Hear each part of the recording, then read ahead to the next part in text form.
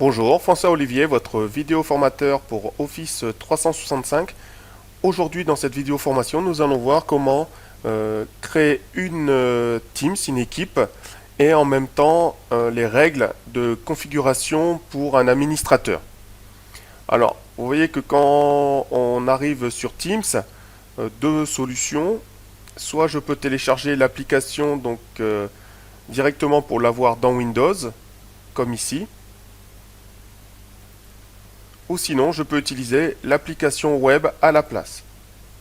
Et vous voyez que c'est exactement la même chose.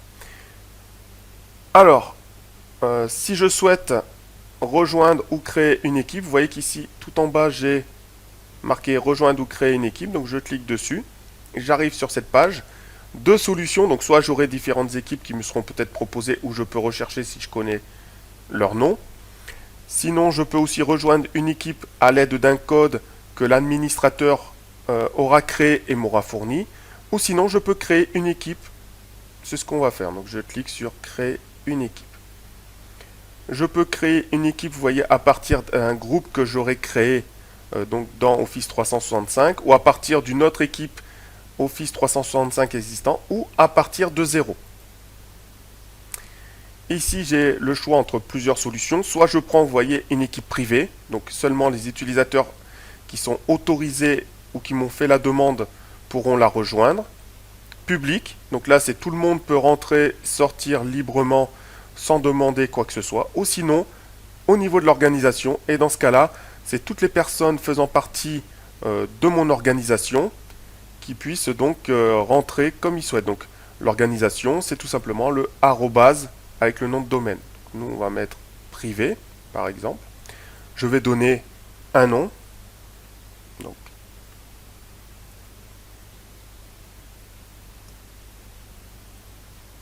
YouTube Teams. Je peux mettre une petite description.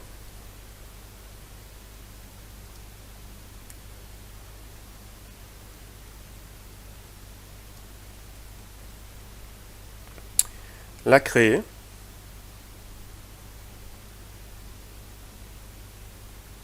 Bon travail, merci. Je peux rentrer donc à commencer à taper un nom ou un groupe de personnes. Voilà, par exemple, je peux rentrer une personne et il me suffit simplement de faire ajouter. Bien sûr, je peux rajouter plus tard d'autres personnes si je le souhaite et pas seulement au moment de la création. Donc je fais ajouter. Voilà. Là, je peux choisir si la personne est membre ou propriétaire. Un petit conseil, moi je vous conseille clairement de mettre au moins deux personnes propriétaires. Comme ça, si jamais quelqu'un, un des deux propriétaires, lui arrive un problème, démission de l'entreprise, malade, accident, eh bien vous aurez toujours un propriétaire de secours pour gérer la Teams. Donc je fais fermer. Et voilà ma Teams. Alors aujourd'hui, on va se concentrer sur la partie configuration de la Teams. Donc ici, vous voyez qu'en face de YouTube Teams, j'ai trois petits points. Donc je peux cliquer sur les trois petits points. Je peux masquer la Teams, gérer l'équipe, ajouter un canal, ajouter un membre, quitter l'équipe. Bon, seulement si je suis membre et pas si je suis propriétaire. Parce que si je quitte là, ben, il n'y a plus de propriétaire, donc ça n'ira pas. Il faut qu'il y ait justement un propriétaire donc, qui reste. Modifier l'équipe, obtenir un lien vers l'équipe, supprimer l'équipe. Donc si je clique sur gérer l'équipe, voilà, j'arrive ici où je peux voir les membres, donc le nom de la personne, le poste, le lieu de travail et son rôle. Et bien sûr, je peux là aussi, si je le souhaite, changer le rôle ou je peux supprimer la personne de l'équipe. Je peux aller voir demande en attente, donc c'est ici que j'aurai les demandes pour les personnes qui souhaitent rejoindre l'équipe mais qui n'ont pas eu de code et qui ont vu et qui ont trouvé l'équipe. Les canaux, donc ici je peux ajouter un canal ou bien en supprimer. Donc là aussi on verra dans une prochaine vidéo formation l'ajout d'un canal et les configurations que je peux donner à ce canal. Les paramètres. Donc dans les paramètres, je peux changer l'image de l'équipe. Donc si je trouve que ce nom n'est pas, cette équipe n'est pas représentatif avec YT, je peux modifier et télécharger directement une photo. Voilà. Du coup, l'équipe aura sa petite photo. Autre configuration possible, c'est l'autorisation des membres. Très important, sinon, eh bien, ça peut très vite devenir le foutoir et tout le monde fait n'importe quoi. Donc, qu'est-ce que je peux autoriser? Autoriser les membres à créer et mettre à jour des canaux. Moi, je vous conseille généralement de ne pas leur donner ce choix. Vous voyez que de suite, en dessous, il a grisé parce que autoriser les membres à créer des canaux privés. S'ils n'ont pas le droit de créer des canaux, bien sûr qu'ils n'ont pas le droit de créer des canaux privés. Et pareil, autoriser les membres à supprimer et restaurer des canaux. Là aussi, je déconseille. Donc, on décoche. Autoriser des membres à ajouter et supprimer des applications. Donc, de rajouter des applications type YouTube dans Teams ou autre. Là aussi. Autoriser les membres à charger des applications personnalisées. J'autorise ou pas. Autoriser les membres à créer, mettre à jour et supprimer des onglets. Donc là aussi, je peux autoriser ou refuser. Autoriser les membres à créer, mettre à jour et supprimer des connecteurs. Les propriétaires peuvent supprimer tous les messages. Donc voilà, donc là je peux aussi accepter ou pas. Donc si jamais j'ai peur de faire une fausse manipulation, je peux décocher, sinon je peux laisser. Autoriser les membres à supprimer leurs messages. Autoriser les membres à modifier leurs messages. Donc voilà tout ce que je peux autoriser au niveau ou pas des membres. Autre configuration possible. Autorisation des invités. Donc voilà, les invités, s'il y en a, ben, je peux les autoriser à les inviter à créer et à mettre à jour les canaux ou pas.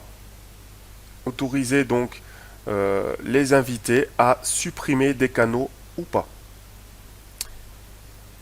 La possibilité donc des arrobase mentions. Donc si j'utilise arrobase et je mentionne une personne, ça va lui faire donc une notification. Et je peux dire par exemple comme ici, je peux avoir la possibilité de faire arrobase le nom de l'équipe, ainsi donc pour les membres, et ce qui enverra une notification à tous les membres de l'équipe. Je peux aussi faire la même chose pour les canaux, arrobase le nom du canal, et du coup tous les membres qui appartiennent donc à ce canal et qui est affiché dans la liste des canaux seront notifiés. Ici vous voyez le code de l'équipe, ben, c'est ici clairement que je vais pouvoir générer un code. Vous voyez que je peux le réinitialiser pour éviter que le code se transmet et que du coup un peu tout le monde peut venir ou pas. Je peux supprimer le code, le copier et vous voyez donc du coup si je le copie que je l'envoie, les invités ne pourront pas participer avec un code d'équipe. Mais vous voyez que partager ce code vous permet à vos contacts de rejoindre directement l'équipe. Vous ne recevrez aucune demande de participation. J'ai aussi toute une partie, là aussi, bon, après ça dépend si j'utilise Teams dans un cadre professionnel ou amical. Je peux, par exemple, activer ou pas les Jiffy. Si j'accepte les Jiffy strict, modéré, autoriser tous les contenus. Les autocollants et les mêmes, autoriser les autocollants ou les mêmes. Et si j'autorise les autocollants et les mêmes, est-ce que j'autorise les mêmes personnalisés ou pas? Alors comme j'ai dit, dans un cadre professionnel, il est clair qu'on va beaucoup désactiver des fonctionnalités afin d'éviter toute dérive. Autre possibilité aussi, c'est d'aller voir l'analytique. Bon, c'est sûr qu'il vient juste d'arriver le canal, donc j'ai pas beaucoup de choses. Mais vous voyez que du coup, j'ai ici le nombre d'utilisateurs, le nombre d'applications, les fichiers SharePoint, le rôle, propriétaire plus membre, les invités, utilisateurs actifs, les messages. Donc je peux aller voir sur les derniers 28 jours ou sur les 7 derniers jours. Et je peux aller voir les applications. Donc vous voyez ici par exemple, j'ai Forms.